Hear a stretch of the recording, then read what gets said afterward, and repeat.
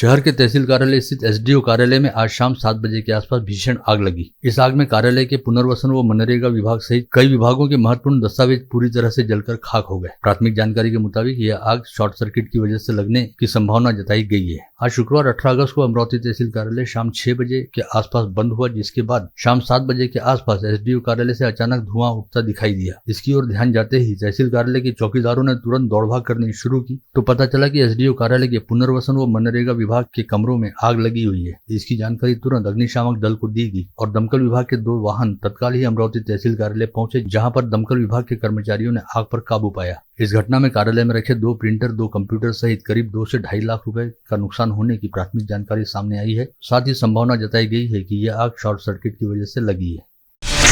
राज्य के जलगांव जिला अंतर्गत संदीप महाजन नामक पत्रकार पर क्षेत्र के विधायक किशोर पाटिल के गुंडों द्वारा विगत दिनों हमला किया गया था, जिसकी गंभीरतापूर्वक दखल लेते हुए राज्य के 13 पत्रकार संगठनों ने इस संदर्भ में राज्यपाल से मुलाकात करते हुए इस मामले में हस्तक्षेप करने का निवेदन दिया। साथ ही गत रोज इस घटना का निषेध करने हेतु राज्य में करीब 353 स्थानों पर पत्रकारों ने पत्रकार संरक्षण कानून के अध्यादेश की होली जलाई। वहीं अब इस घटना की जानकारी मिलते ही प्रेस काउंसिल ऑफ इंडिया ने स्वसंज्ञान लेते हुए सुमोटो एक्शन ली है, जिसके तहत प्रेस काउंसिल द्वारा महाराष्ट्र सरकार को पत्र लिखते हुए इस बारे में राज्य सरकार से रिपोर्ट मांगी गई है। साथ ही प्रेस काउंसिल ने एक सत्यशोधन समिति भी स्थापित की है, जो पाचोरा जाकर वस्तुस्थिति का आकलन करेगी, जिसके उपरांत आगामी सोमवार को प्रेस काउंसिल की दिल्ली में बैठक होगी।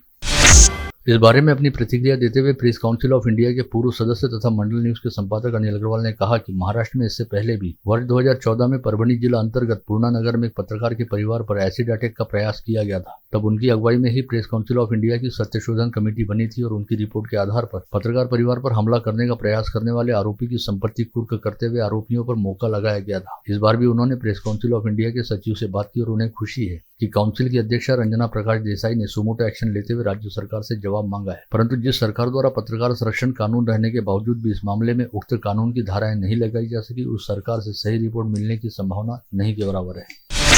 जिले में बारिश द्वारा अवकाश ले लिए जाने के चलते हुए मौसम में बदलाव की वजह से कीटकजन्य बीमारियों को फैलने में सहायता मिली है, जिसके चलते जिले में डेंगू, मलेरिया व चिकनगुनिया के मरीज बढ़ गए हैं। विगत 2.5 माह के दौरान 158 संदिग्ध मरीजों के ब्लड सैंपलों की जांच की गई, जिसमें से 53 डेंगू व 9 चिकनगुनिया पॉजिटिव मरीज पाए गए।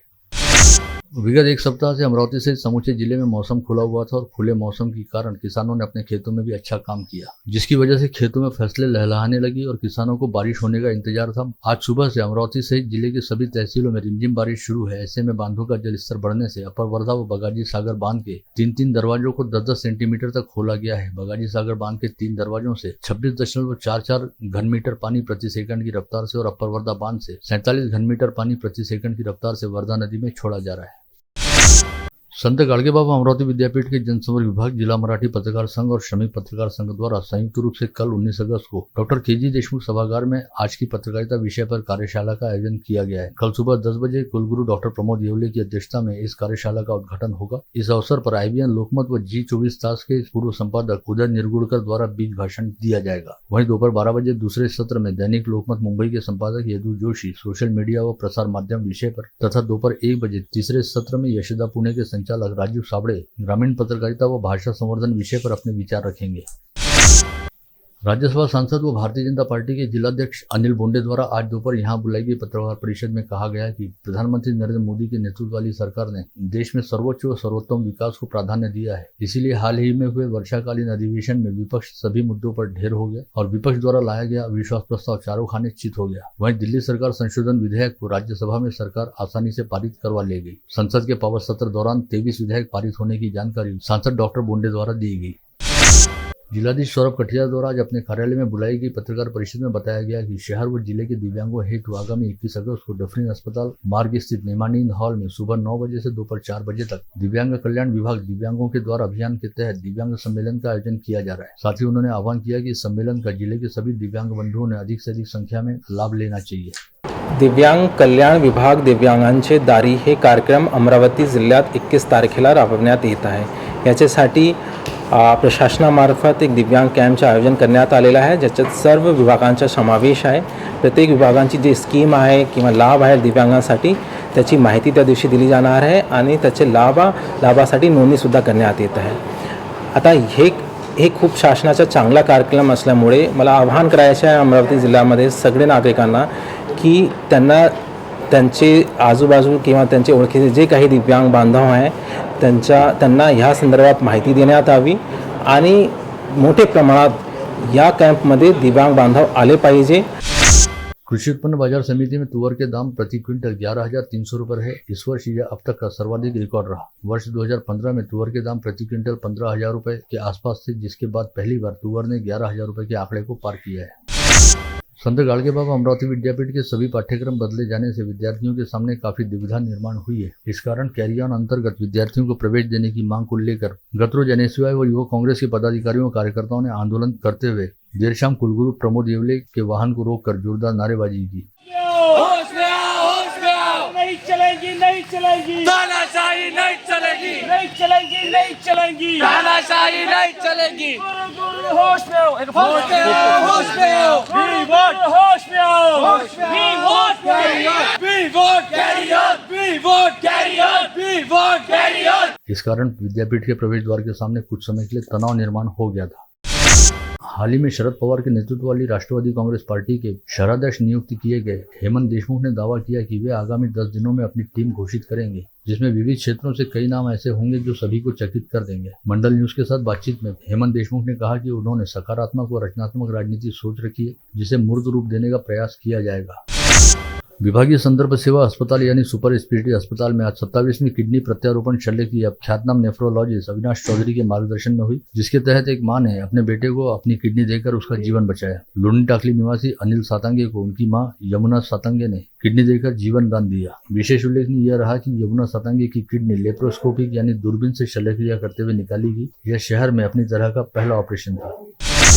बाजी बाजार रोड स्थित जैन श्वेतांबर बड़ा मंदिर में विगत 13 अगस्त से आगामी 20 अगस्त तक तप आराधना व साधना के साथ पर्वाधिराज पर्युषण पर्व मनाया जा रहा है। पर्व के दौरान भगवान महावीर के जीवन चरित्र को दर्शाने वाले कल्पसूत्र पोथी का पठन किया जा रहा है। आज इस पोथी पठन के दौरान त्रिशूलानंद भगवान महावीर का जन्मोत्सव मनाया गया।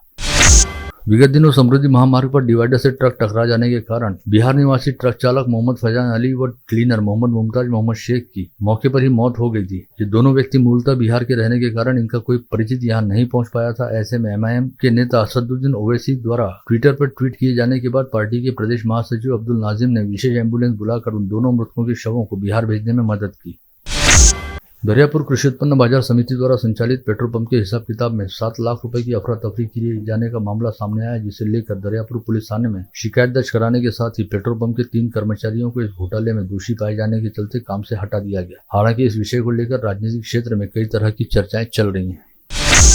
बीती रात नागपुर गेट पुलिस थाना क्षेत्र अंतर्गत लालखड़ी परिसर में शहर पुलिस द्वारा कई स्थानों पर छापामार कार्रवाई की गई। पुलिस आने की भनक लगने से कई स्थानों पर गौवंश को नदारद कर दिया गया, वहीं आरोपी भी भाग खड़े हुए। ऐसे में पुलिस को एकमात्र जगह पर घर के पीछे शेड बनाकर छिपाई हुई 9 गाय व कुछ बछड़े हाथ लगे। पश्चात पुलिस ने लालखड़ी परिसर निवासी तारिक कुरैशी सादिक कुरैशी के खिलाफ विभिन्न धाराओं के तहत अपराध दर्ज किया। बडनेरा रेलवे स्टेशन पर आरपीएफ के जवानों ने एक युवक के पास से 50 किलो गांजा बरामद कर उसे गिरफ्तार किया, जबकि उसका एक अन्य साथी वहां से भागने में सफल हो गया। बडनेरा रेलवे स्टेशन पर 16 अगस्त की रात 8 बजे के आसपास 2 युवक मुंबई जाने हेतु पहुंचे थे, जिनके पास 3 बैग थे, जिन्हें आरपीएफ के जवानों ने तीनों बैग को जांच हेतु मशीन पर रखने का। यह सुनकर दोनों युवकों के चेहरे पर थोड़ी घबराहट महसूस हुई और 2 युवकों में से एक युवक वहां से भाग गया, जबकि दूसरे युवक को आरपीएफ और जीआरपीएफ के जवानों ने पकड़ लिया। पश्चात बैग की जांच करने पर बैग के भीतर से 50 किलो गांजा निकला। नागपुर गेट थाना क्षेत्र के यास्मीन नगर में एक नाबालिग छात्रा को एक तरफा प्रेम में धमकाने का मामला उजागर हुआ। एक युवक ने नाबालिग छात्रा को विवाह नहीं करने पर तेजाब डालने की धमकी दी। पीड़िता द्वारा थाने में शिकायत देने पर पुलिस ने विनयभंग सहित अन्य धाराओं के तहत आपराधिक मामला दर्ज किया। चिखलदरा, आसेगांव, अचलपुर और परतवाड़ा सहित कई स्थानों पर चोरी करने वाले कुख्यात अंतर्राज्यीय चोर को अमरावती ग्रामीण क्राइम ब्रांच ने कल 17 अगस्त को गिरफ्तार किया। हिरासत में लिए गए चोर का नाम दीपक दांडगे बताया गया है, जो बैतूल का निवासी है। इस आरोपी ने जिले के कई शहरों में 12 चोरियां करने की कबूली दी है। जिले के ग्रामीण क्षेत्रों में विगत कई दिनों से मवेशियों की चोरी के मामले लगातार बढ़ते जा रहे थे। ऐसे में ग्रामीण पुलिस की अपराध शाखा ने अकोट में रहने वाले सैफुद्दीन अलीमुद्दीन और उसके भाई जमीरुद्दीन अलीमुद्दीन को स्थानीय ट्रांसपोर्ट नगर परिसर में घेरा, जब ये दोनों आरोपी अपनी गाड़ी का काम करवाने के लिए ट्रांसपोर्ट नगर परिसर में आए थे। यहाँ पर पुलिस ने सैफुद्दीन अलीमुद्दीन को पकड़ने में सफलता प्राप्त की, वहीं उसका भाई जमीरुद्दीन फरार होने में कामयाब रहा। धामनगढ़ रेलवे तहसील अंतर्गत दत्तापुर पुलिस थाना परिसर में रहने वाली 26 वर्षीय युवती का अपने ही रिश्ते में रहने वाले करण चौहान के साथ प्रेम संबंध स्थापित हो गया। पश्चात करण चौहान ने उक्त युवती के साथ विवाह करने की बात कहते हुए उसके साथ कई बार शारीरिक संबंध बनाए, जिसकी वजह से उक्त युवती गर्भवती हो गई। पश्चात विवाह करने की बात से इनकार करते हुए करण चौहान ने उक्त युवती पर गर्भपात करवाने के लिए दबाव बनाते हुए ऐसा नहीं करने पर जान से मार देने की धमकी दी, जिसे लेकर युवती द्वारा दी गई शिकायत के आधार पर दत्तापुर पुलिस ने करण चौहान के खिलाफ आपराधिक मामला दर्ज किया। गाड़गीनगर पुलिस थाना क्षेत्र अंतर्गत डफरीन अस्पताल परिसर में गत रोज 16 वर्षीय नाबालिग लड़की को पेट दर्द की शिकायत के चलते भर्ती कराया गया, जहां पर जांच के दौरान पता चला कि उक्त नाबालिग लड़की 7 माह की गर्भवती है, जिसकी सूचना डफरीन अस्पताल द्वारा तुरंत गाड़गीनगर पुलिस को दी गई और गाड़गीनगर पुलिस ने उक्त नाबालिग से पूछताछ करते हुए उसके साथ शारीरिक संबंध स्थापित करते हुए उसे गर्भवती बनाने वाले प्रवीण गवाले के खिलाफ विभिन्न धाराओं के तहत अपराध दर्ज किया। बडनेरा पुलिस थाना अंतर्गत यवतमाल टी पॉइंट पर लड्डा प्लॉट स्थित मॉडर्न सोशल रिक्रिएशन क्लब में मनोरंजन क्लब के नाम पर जुआ अड्डा चलाए जाने की सूचना मिलते ही शहर पुलिस आयुक्त के सीआईयू पथक ने मौके पर छापा मारा, जहां से 4 आरोपियों को ताश के पत्तों से पैसों की हार जीत का जुआ खेलते गिरफ्तार किया गया। अवैध व्यवसाय करने के लिए कब कौन सा व्यक्ति किस तरह का दिमाग दौड़ाएगा कहा नहीं जा सकता। 15 अगस्त को स्वाधीनता दिवस रहने के चलते ड्राई डे रहता है और शराब की बिक्री प्रतिबंधित होती है। ऐसे में कई शराब विक्रेता चोरी छिपे ढंग से शराब बेचने हेतु शराब का अवैध स्टॉक करके रखते हैं। वहीं अकोट ग्रामीण पुलिस थाना अंतर्गत पोपड़खेड़ गाँव में 2 लोगों ने कमाल कर दिया और ड्राई डे पर बेचने के लिए शराब के स्टॉक को अपने घर के किचन व बेडरूम में गड्ढा करके छिपा दिया, जिसकी खबर मिलते ही पुलिस के दल ने छापा मारकर दोनों घरों में गड्ढे के भीतर छुपाकर रखी 32,000 रुपए की देशी विदेशी शराब का स्टॉक जब्त किया। नागपुर में एक बार फिर 4 युवकों की पानी में डूब जाने की वजह से मौत हुई। बाकी परिसर में सैर सपाटे हेतु गए 4 मित्रों में 3 युवक व 1 युवती का समावेश था। करनाल नदी के गहरे डोह में इन चारों के डूब जाने की जानकारी है और उनके शवों की खोज की जा रही है।